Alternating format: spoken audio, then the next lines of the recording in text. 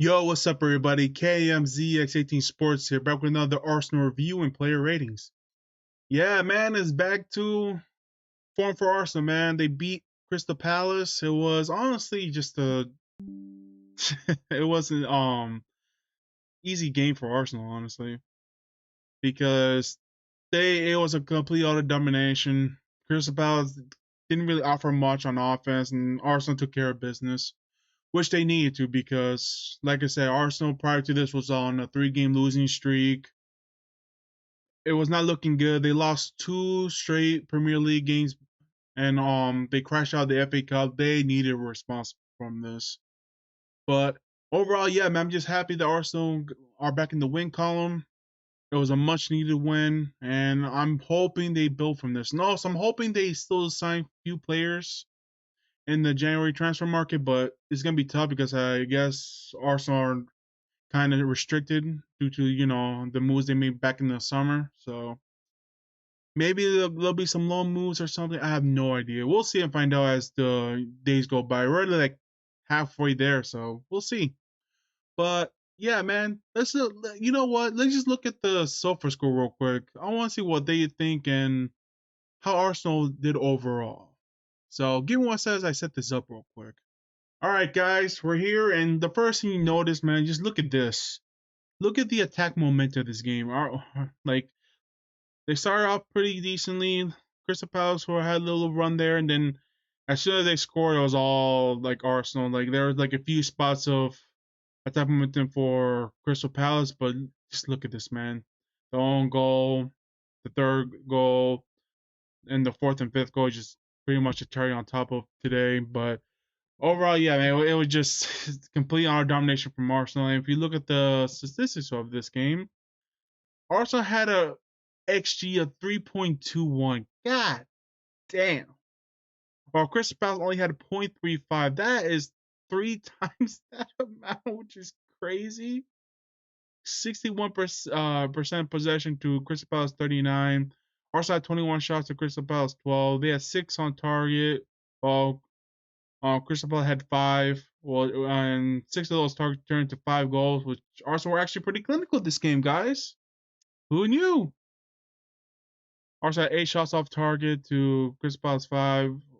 Um, Arsenal had 7 blocks shots to Crystal Palace 2. And yeah, this is a telling stat. Arsenal had 6 big chances created, while Crystal had none. While Arsenal did miss 2 chances, which to be expected, honestly. And 87% accurate on their passes to 39% on their long balls, 30% on their crosses, 6% for Crystal Palace on their cross. That is crazy, man. But overall, yeah, man, it was just like I said, it was complete utter domination from Arsenal, man. But let's look at the lineups here real quick. Let's look at David Raya.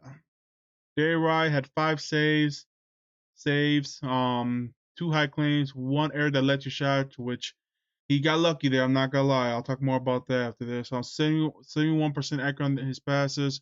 He was 2 of 10 of his long balls, and that's basically it. Overall, I thought he had a good game. Overall, the only one that was like a bit iffy was that one where he was caught, and then he tried kick the ball away, but he didn't do a good job, and then it led to one of the Crystal Palace players, and thankfully the shot was tame, but still though you can't be making those type of errors, especially not against the better teams. But he got bailed out there. But overall, though, I thought he had a good game.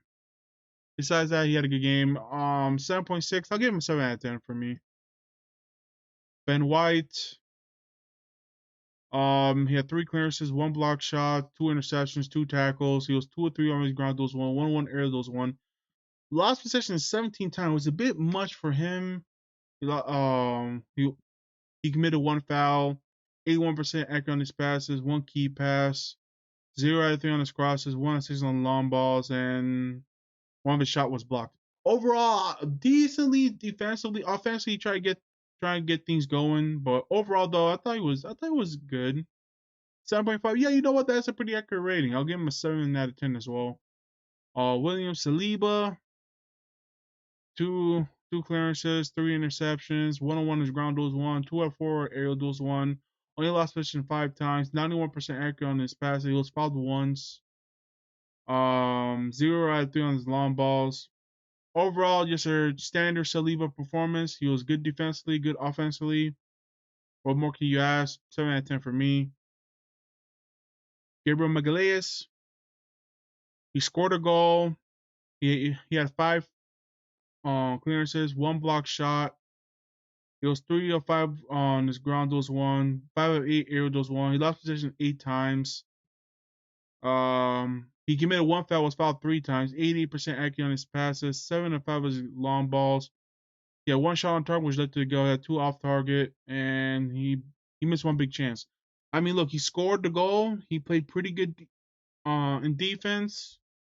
What more can you ask? And by the way, man, Gabriel has been proven to, have a niche of scoring some goals for Arsenal. And I think now he scored like what, like 10 goals now.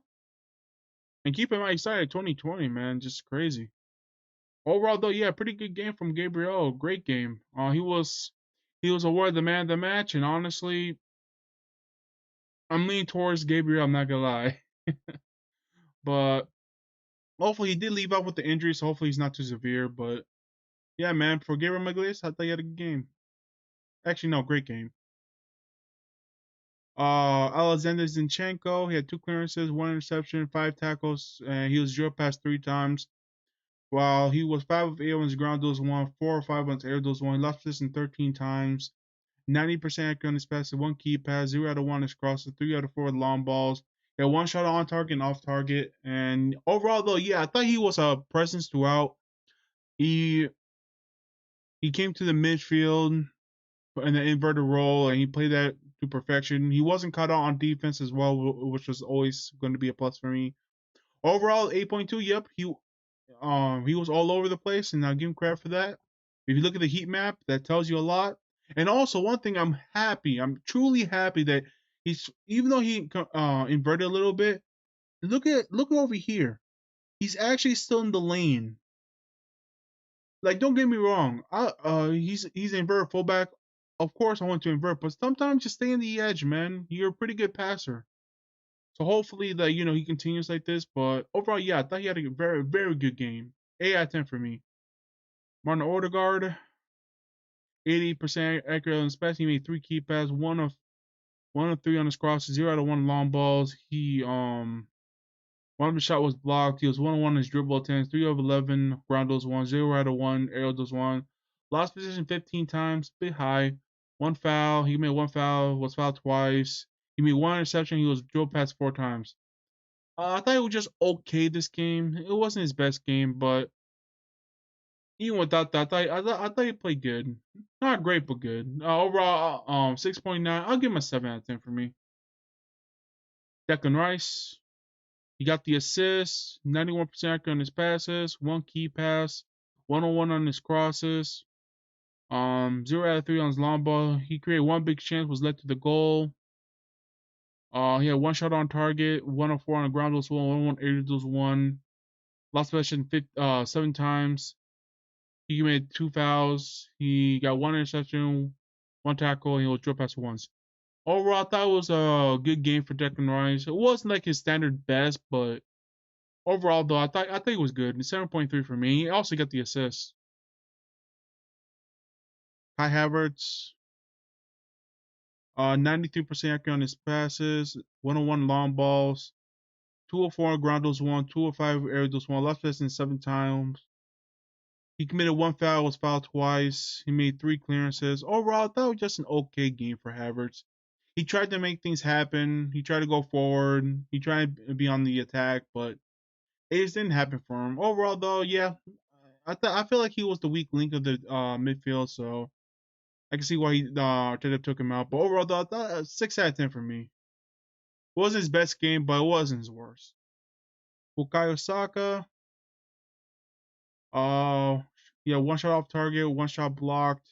He was 0 out of 1 on his dribble attempts, 78% accurate on his passes, 4 key passes, 3 out of 6 on his crosses, 0 out of 4 on his long balls, 4 out of 7 ground duels won, 1 of 3 aerial duels won. He lost best in 14 times, a bit high, but it is what it is. He was fouled twice. He made 1 clearance, 1 interception, 2 tackles. He was drilled pass twice. Overall, I thought it was a good game for Saka. He was a threat throughout the game, but he wasn't as influential as the other two were. But overall, though, still a good game. 7.5. Yeah, that's my rating as well. I'll give Saka a 7 out of 10 for me. Leandro Trossard, he got the goal, which was a pretty great goal.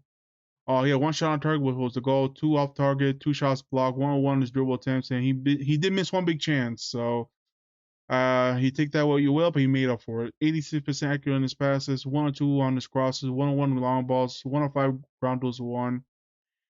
Lost possession 8 times, was fouled once, he was offside twice. He made 1 clearance and he was drilled past once. Overall, man, he got the goal.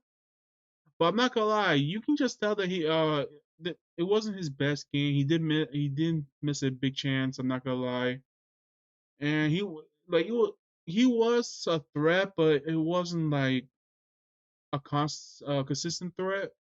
But he did make the he did make his chance, his 1 chance, which was the goal. So kudos for that. And overall, yeah, man. Like I said, with that with that being said, I still give him a 7 out of 10 because he did make the important goal. Gabriel Jesus, he got the assist. He had 1 shot off target, 2 block shots, 400 dribble attempts, 70% accurate on his passes, 4 key passes, 1-on-1 on his long balls. He created 2 big chances, which one of them led to the goal. 7 of 8 on his ground duels won, 1 of 5 aerial duels won, lost possession 11 times. He committed 1 foul, was fouled twice. He was offside 3 times, which he's better than that. There are times where he's like, "Come on, man, just time your run just a bit better." And he had 1 tackle. Overall, man, his movement was great. The offside was unfortunate, but he needs to do a better job with that. But besides that, though, I thought he had a very good game, man. He got the assist. He was a constant threat. He was definitely the best of the 3 attackers. 8.5. You know what? I'm gonna give him an 8 out of 10. I know that some people are gonna disagree with me on that, but I feel like he was our driving force on offense. All right, let's now look at the bench. Emil Smith Rowe. He only played for 21 minutes, but 94% accurate on his passes. 0 out of 1 throw attempts. 0 out of 2 ground duels won. 0 out of 1 aerial duels won. Lost possession 3 times. Those your best ones. Overall, I mean, just a standard Emil Smith Rowe game. I can't really judge too much. The game was already won by then, but yeah, I'm still giving him a 6 out of 10. Standard 6 for me. Gabriel Martinelli. He had 2 goals. He had 2 shots on target, which is pretty amazing. 0 out of 1 on dribble attempts. 86% accurate on his passes. 4 out of 3 ground duels won. He lost possession 5 times, and he had 3 tackles. Honestly, I'm so happy for Martinelli, man, because there were some people disappointed, and I'm kind of one of them because he had such a great season last season, but this season his goals kind of dried up a bit, and yeah, man, he was just struggling, man. And you know what? I'm actually happy with Arteta to put in Trossard and put Gabriel at the bench because maybe this could start. Because I remember last season Gabriel had a dry spell. Arteta took him out, and then now as soon as he started scoring goals, he got the confidence, and boom, he's back to his best. So hopefully this will kickstart his season for Arsenal this season. Maybe this is what he needs to get back to the groove. But yeah, man, for this game though, 2 goals, man, in just like what? How many minutes? 21 minutes? That's an automatic 8 for me, man. A 9. They give him 8.9. Honestly, for me, an 8 out of 10 for me. Great, a very good game for Martinelli, man. Hopefully he'll be back to his best after this. Jorginho, he did get the assist, 90% accurate on his passes, 1 key pass, 3 of 3 on his long balls. He created one big chance, which led to the goal. One shot off target. He was 2 or 3 ground duels, one lost possession 3 times, and he was throw past once, but made 2 tackles. Good game for Jorginho, man. I mean, he was only there for like 17 minutes, but still a solid game. Jakob Kiwior, he was 100% accurate on his pass, although he only made 10, and that's basically all the statistics. But yeah, I can't really judge too much. He only played for 9 minutes, and honestly, he didn't put no foot wrong. Standard 6 for me. Eddie Nketiah, he got the assist. It was also 100% accurate on his passes, but he only made 2 passes. So, but hey, man, one key pass which led to the assist. So it is what it is. One big chance created, which led to the goal. 1-on-1 ground duels one, 0-2 aerial duels one, lost position twice, and made a tackle. Yeah, this really. Actually, I think he made that tackle, then he got the ball back and scored. Martinelli scored. But overall, though, yeah, man, Eddie Nketiah, I mean, he only played for like what? Not much, like 9 minutes, but he got the assist. He kept it moving. I'll give him a 7. As for Mikel Arteta, I, I actually really like the team he put together. I'm happy that he took out Martinelli for Trossard, and and Trossard got the goal, so it worked out. Plus with Martinelli scoring twice, pretty good. But overall, yeah, man, he picked the right player, right team, and hopefully this goes this continue the trend as they face Forest and then Liverpool again, which 2 important games, especially the Liverpool game. And with that, Arsenal now in third place with all the other games played, because Aston Villa and Tottenham both tied. West Ham still have a game, but even if they win, they'll be just 37 points. And keep in mind, even though yes, Arsenal are tied with Man City and only down 2 points with Liverpool, both Liverpool and Man City each have a game tomorrow. So we don't know. We really don't know what's gonna be, but hopefully maybe a loss or a draw with each team. But we'll see, man. The Premier League is unpredictable. All right, guys, that's it for me. Like and subscribe will help a brother out. Try to hit the 140 subscribers, man. But yeah, man, hopefully Arsenal continues their winning ways. They need to win the next 2 games, especially against Forest and especially against Liverpool, because Liverpool at the moment are riding high, and the only way for Arsenal to catch up to them, they need to beat them at least once. But yeah, man, hopefully they continue this trend and maybe win the league. Fingers crossed. All right, guys, I'll catch you next time.